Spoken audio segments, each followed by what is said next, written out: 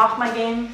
I'm gonna make my quick little pre-workout rice cake because we are about to hit the gym. I just take these like rice cakes and then a little bit of like peanut butter or almond butter. Then I take some Malden and just sprinkle it right on there. And that's the pre-workout snack. I never used to really eat before the gym, and it's really helped me lift a little heavier. I feel like my endurance is a little higher, but mostly I feel a little bit less strung out on the matcha on an empty stomach because despite loving matcha, I am sensitive to caffeine. So I feel like it's made a world of difference for me. We're gonna hit the gym. I think we're gonna hit a leg workout, and you probably missed it because I don't think I've shared this on YouTube yet, but I am trying to do a HYROX race. So workouts have been looking a little different. I'll show you what I mean.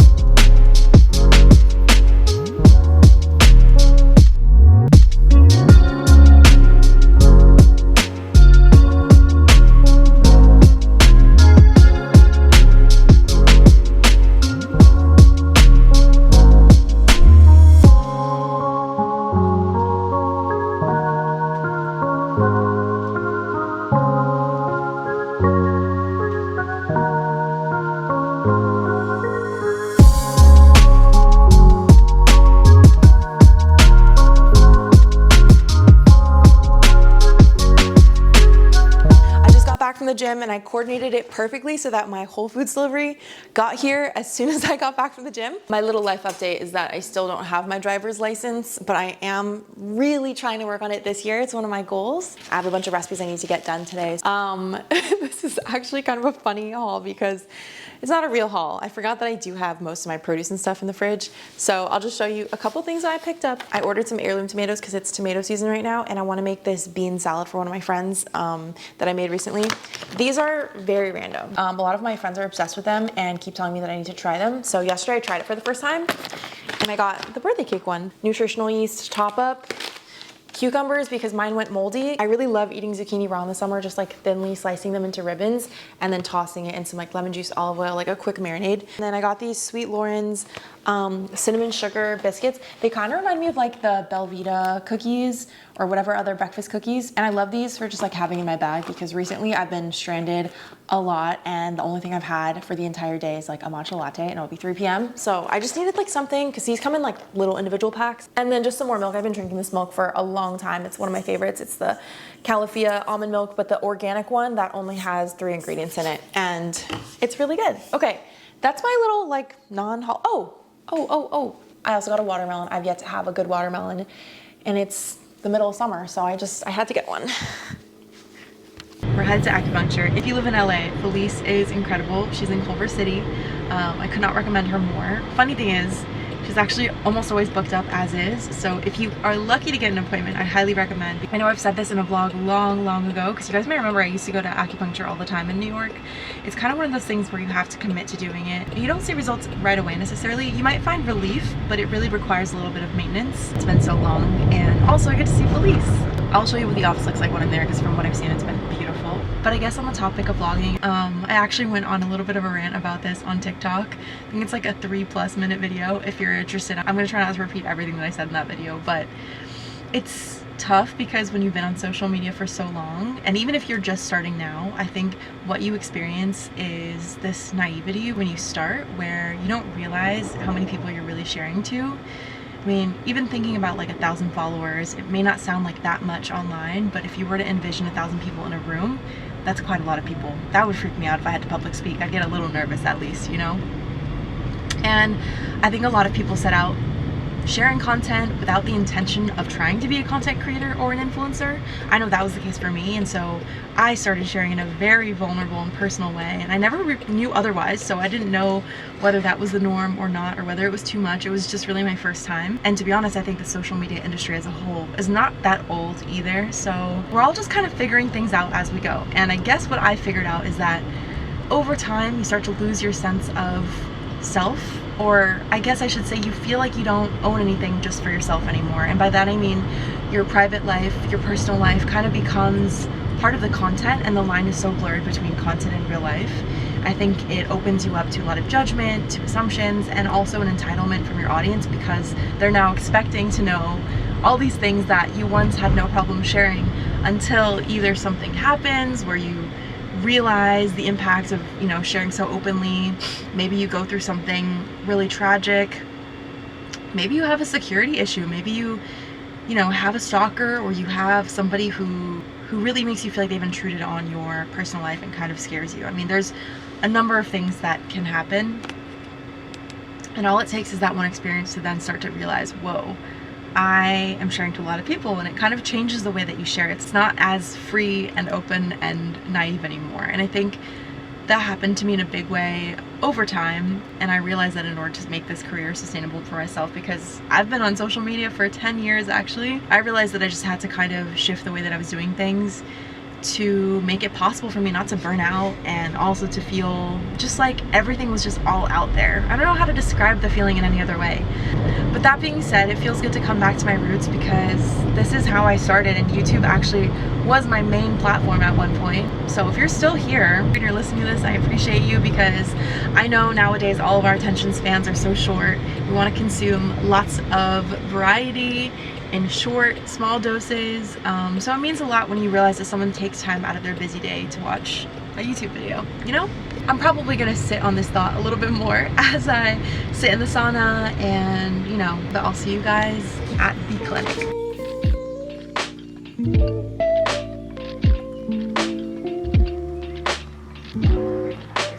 Do you feel rested when you wake up?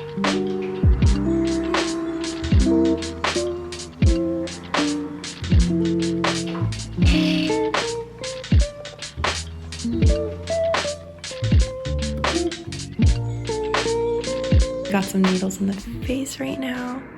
Wow, it was actually incredible. My shoulders, I feel like they just like melted away all the tension, and I've never had acupuncture here before, but I highly recommend if you can ask your practitioner about it. We're gonna do a quick little rinse, and then we're gonna actually enjoy the sauna, which is my personal favorite. No ice bath today because I'm close to my period, and I brought my dry brush with me along with my favorite body oil, because we're gonna dry brush a little bit. I always do this before I sauna.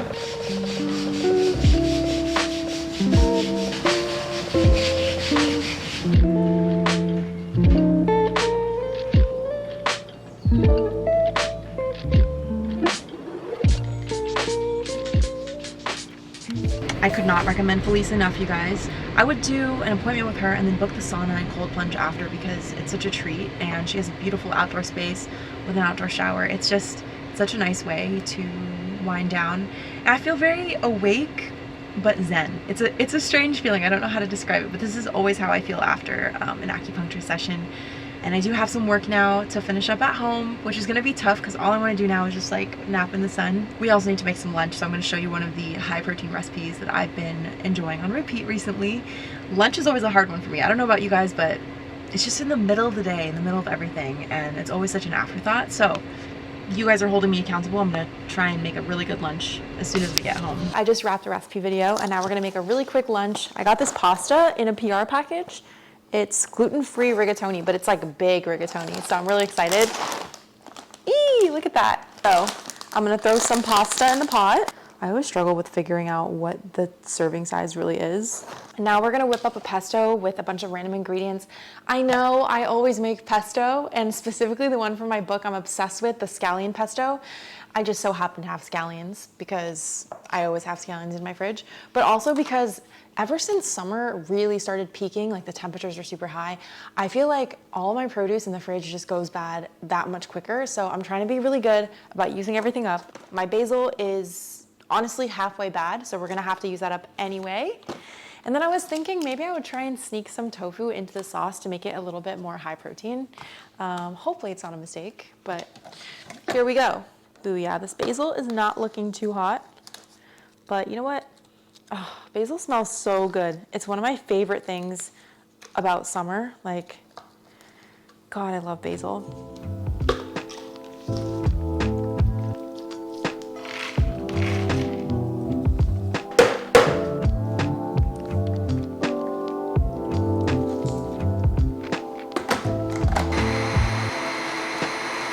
kind of looks like the filling of like a spinach tortellini, you know?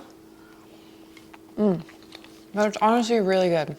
Sometimes I feel like the best meals are the ugliest ones, and this is so good. I'm gonna finish this and then we're gonna take some product shots for my matcha brand. I just procrastinated so hard, but I got something in the mail from VegNews. I'm actually featured in this month's issue, along with my recipe being the cover photo. So this is really, really special. VegNews has been a magazine that really helped me to go vegan. It was, I think at the time, one of the only vegan publications that I would buy at Whole Foods, along with like all my other vegan groceries, when I was in college. And I feel like there's just one of those OG vegan resources for especially a lot of new vegans. So I'm so grateful. This is so special. Like, what a moment. All right, it's time to take some product shots. I am procrastinating hard. Guess who forgot to film an outro? It's been so long, I feel like I'm just out of practice vlogging, and the only way to really get back into the flow of it is to just do it. And that's what I'm doing, and it's all kind of coming back to me, but I did forget to film a little outro for this vlog, and I have started a new one already.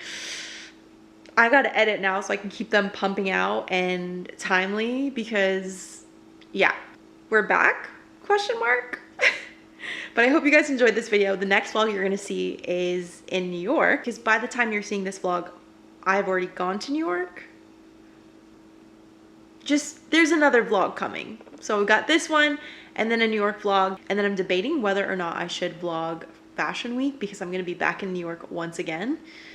This month is pretty hectic. I've been bouncing around so much. I think I'm only gonna be in my home for like 10 days out of this month, not even. And actually makes me kind of sad, because I love summer in LA, and summer in LA lasts through like October, November in my opinion, but I just kind of want to be home.